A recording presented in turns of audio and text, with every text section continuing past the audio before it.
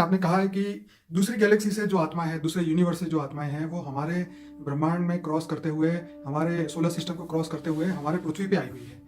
तो मैं ये जानना चाहता हूँ कि जो हमारे पृथ्वी से ऊपर जो अलग-अलग लोक हैं, जल लोक, महल लोक, ताप लोक, स्वर्ग लोक, उससे ऊपर ब्रह्मापुरी, विष्णुपुरी और परमधाम, शिवपुरी के ऊपर परमधाम। तो ये जो दूसरी गैलेक्सी से आने वाली आत्मा अगर हमारे ब्रह्मांड के परमधाम को क्रॉस करेगी तो वो डाइल्यूट नहीं हो जाएगी? क्योंकि वहाँ पे आपने जैसे बताया कि विष्णुपुरी के अंदर भी परम तत्व की मात्रा होती है, परमधाम में भी होती है। तो वो आत्मा ये परमधाम को क्रॉस करके हमारे ब्रह्मांड में कैसे आ सकती है?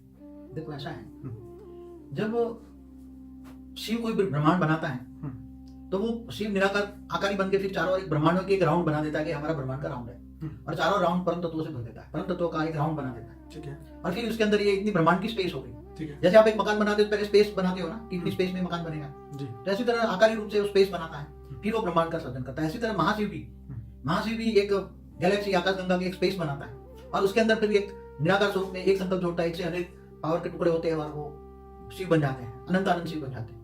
इसी तरह यूनिवर्स बनाता है तो यूनिवर्स अलग अलग तरीके से बने हुए हैं, हमारा यूनिवर्स अलग अलग बना हुआ है। इसी तरह ग्रेट यूनिवर्स, ग्रेट यूनिवर्स, तो जो ग्रेट यूनिवर्स से आने वाली जो आत्माएं होती है ना, ये इनकी आत्माओं में इतना पावर होता है कि जैसे हमारा ब्रह्मांड का शिव है, अब शिव और महाशिव के बीच में कितना पावर का डिफरेंस होगा, आप समझते हैं? जैसे एक शिव ने हमारा अंदर हमारी गैलेक्सी आकाशगंगा में 800 अरब शिव बनाए, तो जो 800 अरब शिव बने तो वो शिव की कैटेगरी की आत्मा तो कोई भी दूसरे ब्रह्मांड में जा सकता है ना, एक शिव दूसरे ब्रह्मांड में जा सकता है ना, तो उसके ब्रह्मांड के बाहर का जो आवरण है, जो बना है बाउंड्री, उसमें वो घुसकर जा सकता है, उसकी आत्मा में इतनी पावर है, वो परम प्रकाश से पड़ा हुआ है, बना हुआ है, तो वो जा सकता है। मगर दूसरी इससे नीचे की कैटेगरी वाली आत्मा है, वो ब्रह्मांड के आवरण को क्रॉस नहीं कर सकते। मगर समय जाने पर जब ब्रह्मांड में पावर कम हो जाता है, शिव में, निराकार शिव में पावर कम हो जाता है, तब ये चारों ओर की जो दीवारें बनाई होती है ना, जो खंडर बन जाता है ना मकान, दीवारें टूट जाती है ना, ऐसे ब्रह्मांड की चारों ओर की दीवारें टूट जाती है, और कोई भी आता जाता रहता है, कोई भी ब्रह्मांड में आते जाते घुसते हैं, एक दूसरे के ब्रह्मांड पर हमले भी होते हैं, गैलेक्सियों पर भी हमले रहते हैं। महाशिव की कैटेगरी की आत्माएं गैलेक्सियों में आती जाती रहती है, और यूनिवर्स माने परमाशिव की कैटेगरी। हाँ, इस धरती पे जैसे आपने बताया कि पहला पराग पाठ हो चुका है, ठीक है, ये दूसरा पराग चल रहा है और उसमें भी 198 करोड़ साल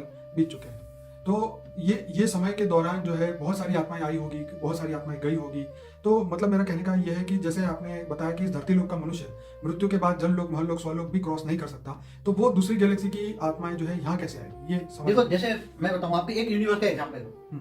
जैसे एक यूनिवर्स के वहाँ बहुत आत्माएं, पावरफुल आत्माएं हैं, जो यूनिवर्स बनते वक्त पावरफुल आत्माएं, जैसे बहुत पावरफुल आत्माएं बनाएंगे शुरू में, वो परम महाशिव की कैपेसिटी की आत्मा है। ठीक है। तो परम महाशिव की कैपेसिटी तो वो गैलेक्सी में तो जा सकती है ना, महाशिव तक तो जा सकती है, फिर नीचे तो डाउन तो हो सकती है ना, ब्रह्मांड में शिव के डायरिया में, शिव के घर में तो आ सकती है ना, महाशिव के घर में भी आ जाती है गैलेक्सी में। अब उसको ग्रेट यूनिवर्स में जाना है, उसी आत्माओं को, यूनिवर्स की आत्माओं को ग्रेट यूनिवर्स में जाना है, तो थोड़ा पुरुषार्थ करके पावर आत्माओं में बन के वो निराकारी स्वरूप में घूमती है, ग्रुप में निराकार बना देती है, वो आकारी रूप में नहीं घूमती।